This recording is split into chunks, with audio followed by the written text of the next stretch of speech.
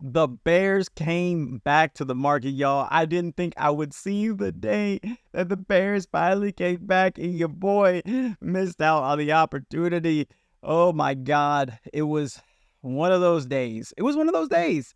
I mean, look, we had CPI, the volatility was back, the people was back, mainly those Bears. They came back out of hibernation. And yeah, I had it in my grasp and I missed it. I missed it completely. So I'm going to go over my days of trading and kind of let you guys know what my thoughts were on the day, where I messed up, and how I'm going to try to get better. So let's get right into it. First, y'all have probably noticed, if you haven't, the P&L up here is $22.56. It's a green day, but not by much. And oh my God, when I turn on these executions, oh, they make me want to cry. They make me want to cry. So to begin the morning, we had CPI. CPI was at 8:30 this morning, and this candle was ridiculous. I mean, we had like a 70-point candle on the 1 minute, or I think maybe it was on the 5 minute. This was like 70 points, whatever. It's a ridiculous candle.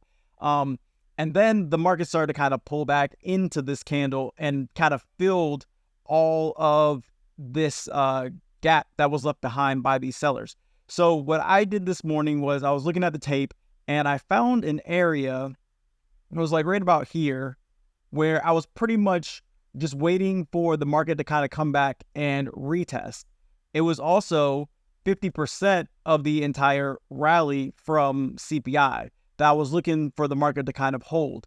And unfortunately, we were not able to hold this even in the slightest. We came down and we broke it. And then we slowly started to come back up into the range. And I was viewing this as potentially more bearish than bullish, but I didn't want to short it right here just yet. Also, I don't believe that the market had opened just yet. Nope, it hadn't. So I was kind of just waiting and sitting on my hands. But hindsight being 2020, if we look at like the 30-minute chart, we actually basically came back up and retested the previous high of day like perfectly. If we were to draw a horizontal right here, I mean, we came back and retested it and failed. So that was another reason to be bearish after the market pushed up and failed to basically stay above the all-time highs. So as we continued to come down, I was waiting on the market to essentially just break below this low here. And as soon as we got the break below the low, I went ahead and I drew my 50% retracement, the low to high, and then we started to come back up.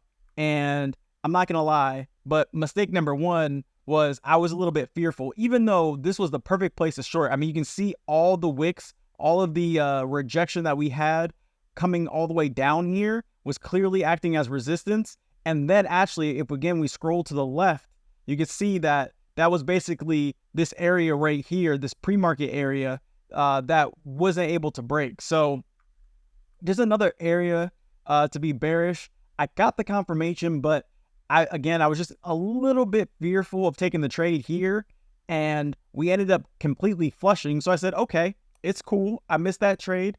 It's fine.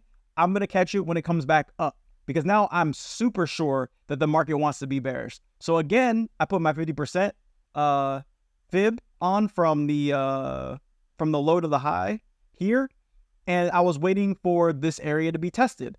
And so as we were coming up, what I noticed on the tape up here was that there was a large buyer being absorbed here and here at these highs, not letting price come up any higher. So I said, okay, let's take a short. And I took it actually on this side. I'll go ahead and turn on my executions. So you can see I got short on this candle at 20,859.75. So I was short, kind of in the middle down here.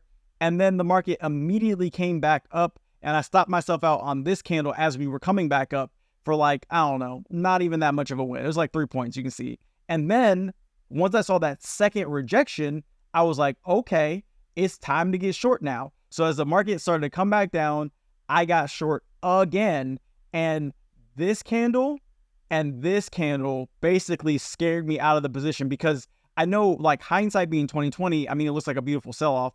But in the moment, we looked really bullish, because as we were trying to break this low, we came back up and then we failed. And then we came back up again and I got out and then I saw us fail and then we dumped and we really, really, really, really, really, really dumped. So it really, really sucks. I'm saying really a lot, but it does suck that I missed this entire trade and I was in it and I had the top, not once, but twice really, of this move. And after that, I was out of it. I was like, man, I just missed like one of the best trades ever. I was only in 3 micros. I sized down, and even then I was still fearful to take the loss. I just didn't want to lose. And you know, y'all might laugh in the comments or whatever, or behind the screens, and you know, that's fine, because at the end of the day, the entry criteria was there. The execution of hitting the button was there. It was just the conviction of the selling for me wasn't there, and I should have been convicted in what I was seeing, because what I was seeing was true. It's just that I got shaken out of my position. So, you know, I'm happy with how I viewed the market and how I executed. I just let my emotions get in the way. So moving forward, I need to be better with my emotions and not be so fearful, and, you know, understand that, hey, losses do happen, but if you're taking good trades like these, then it's okay if it's a loss, right? If you can justify the reason why you lost, and, you know, the trade criteria hit 1, 2, and 3, then losses are okay because they're going to happen, right? And I just wasn't okay taking the loss, and it turned out to be, you know, what would have been a 200-point sell-off, you know, maximum. I mean, we sold off like 400 points on the day, and I'm getting in damn near at the top, right? So, you know, it's another lesson learned. Hopefully you guys can take something away from my mistakes as much as I take away things from my mistakes. Sometimes you got to make mistakes to get through those mistakes. And I definitely made one. You know, we're not perfect. However, as long as I'm doing the same thing every single day, viewing the market the same way, and, you know, sticking to my plan and my rules and the way that I trade, it'll be fine. You know, today's regrettable, but I'm moving on, right? I'm going to move on, and I'm going to be better from this, right? And learn from it. No loss can truly hurt if it's a lesson learned. And that's what I'm taking away from today. I hope you guys like this recap. It's a little shorter, a little bit sweeter and to the point, but make sure y'all catch us Monday through Friday, 9 a.m. Tomorrow's our last day trading for the week. And also, shout out to my boy Hobbs for killing YM today. I think he took it for like, 200 something points today. So shout out to you, brother, for killing YM yet again. But yeah, come check us out live. Make sure you like and subscribe to the channel, and I will catch you guys on the next one. Peace.